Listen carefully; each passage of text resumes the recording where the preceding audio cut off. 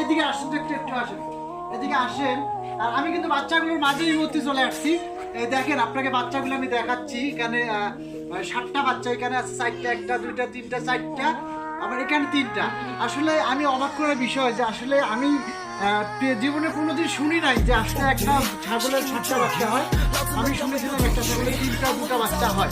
তো আসলে বিষয়টা অনেক অবাক করার বিষয় যে অল পৃথিবীকে মুগ্ধ করে দেবে এই বিষয়টা নিয়ে, যে আসলে এতগুলো বাচ্চা একটা ছাগলের হয়েছে।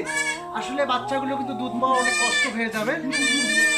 আমার এই ভুট্টু আঙ্কেলের বাড়িতে আমি চলে আসছিলাম বাচ্চাগুলো দেখার জন্য। একটা বাচ্চা ওদিকে চলে গেছে, 7টা বাচ্চা, মানে বাচ্চাগুলো এখন সুস্থ আছে আলহামদুলিল্লাহ, ইনশাআল্লাহ বাচ্চাগুলো সুস্থ আছে। বাচ্চাগুলো আসলে এই মায়ের পক্ষে কি বাচ্চাগুলোকে দুধ খাওয়া সম্ভব হবে কিনা আমি জানি না।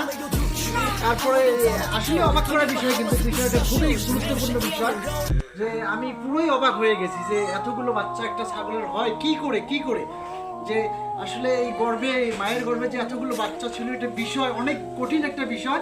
যাক আলহামদুলিল্লাহ, শুকরিয়া আল্লাহ তাআলার কাছে যে আল্লাহ রাব্বুল আলামিন একটা ছাগলের পেটে 7টা বাচ্চা দিয়েছেন মাশাআল্লাহ। আমি চাই বাচ্চাগুলো সবগুলো বেঁচে থাক, এটাই আমার কাম্য। আর সবাই বাচ্চাগুলোকে দেখে একটু সাপোর্ট করে যাবেন ইনশাআল্লাহ। আল্লাহ হাফেজ, সবাই ভালো থাকবেন। আমি একটু সময় পেয়ে চলে আসছিলাম মাশাআল্লাহ। আল্লাহ হাফেজ।